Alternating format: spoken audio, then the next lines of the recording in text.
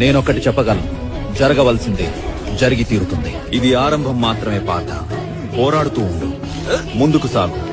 నీవు ఖచ్చితంగా నీ లక్ష్యాన్ని సాధిస్తావు. నీ సొంత వారైనా పోరాడక తప్పదు. ఈ యుద్ధంలో ధర్మం నీ పక్షాన ఉంది పార్థ. ఎందుకంటే నేను నీతో ఉన్నాను. లే పార్థ, ధర్మాన్ని రక్షించు. జయాపజయాల భారం నాపై వేసి నిస్వార్థంగా యుద్ధం చేయి. వీర రాజ వీర శూర